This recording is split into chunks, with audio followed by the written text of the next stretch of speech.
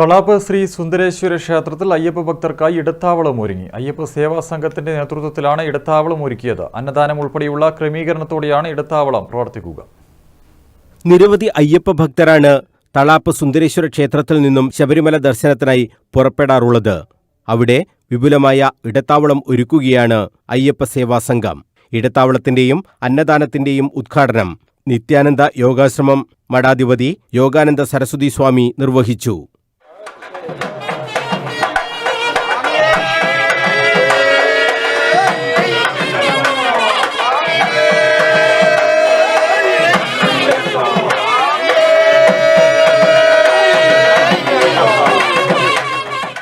വ്രതം എടുത്ത് ഭഗവാനെ ദർശനം ചെയ്യുന്ന ആ ഭക്തജനങ്ങൾക്ക് നമ്മൾ ചെയ്യുന്ന സേവ അതിനും അധികമാണ്.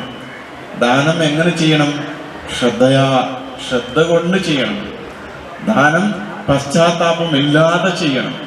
പശ്ചാത്താപ ബുദ്ധിയോട് ചെയ്താൽ അത് നല്ല ദാനമല്ല. ദാനത്തിലും അന്നദാനം വിശേഷദാനമാണ്. അന്നദാനം പ്രധാനമാണ്. അന്നദാനം പ്രധാനം എന്താണ് വിശേഷം? കാരണം ഇനി നിങ്ങൾ ഒരാൾക്ക് 1 ലക്ഷം കൊടുത്താൽ എന്നെ 1 ലക്ഷം കിട്ടിയാലും ഉള്ളാവെന്ന് തോന്നുന്നു. ഒരു പവന് സ്വർണം കൊടുത്താൽ എന്നെ 1 പവന് കുറച്ച് കിട്ടിയാലോ ഇനി ഒത്തിരി കിട്ടിയാലോ എന്ന് തോന്നും. എല്ലാ ദ്രവ്യങ്ങളും എന്ത് കിട്ടിയാലും ഇനി ഒത്തിരി കിട്ടിയാലോ എന്നൊരു മനസ്സിലൊരു ആഗ്രഹം നിൽക്കും. പക്ഷേ അന്നദാനം അങ്ങനെയല്ല. കഴിച്ച് വയറെന്ന് പറഞ്ഞാൽ മതി എന്നുള്ളൊരു തൃപ്തി വരുന്ന ദാനമാണ്. തമാശയ്ക്ക് രണ്ട് പറയും, ഒന്ന് അന്നവും ഒന്ന് അടിയും. 2 മതി എന്ന് പറയുന്ന ദാനമാണ്. അപ്പം അടി എന്നുള്ള നമ്മുടെ ഭാഷയല്ല, അത് വേണ്ട. അന്നം ഒരു വ്യക്തിയെ ഹൃദയത്തിൽ വയറ് നിറച്ച് തൃപ്തി തരുന്ന ദാനമാണ്. അതുകൊണ്ട് അങ്ങനെയുള്ള ദാനത്തെ എല്ലാവരും ചെയ്യാൻ നമുക്ക് വീട്ടിൽ ഇങ്ങനെയൊക്കെ ചെയ്യാൻ പറ്റില്ല. പക്ഷേ ഇങ്ങനെയായിട്ട് യാത്ര ചെയ്യുന്ന ഭക്തന്മാർക്കുള്ള അസൗകര്യങ്ങൾ നീക്കി അവർക്ക് ഇങ്ങനെയുള്ള ഒരു ഇടത്താവളം ചെയ്യാന്ന് പറഞ്ഞാൽ യാത്രയുടെ ബുദ്ധിമുട്ടുകൾ അനുഭവിക്കുന്നവർക്കെല്ലാം സന്തോഷമാവും.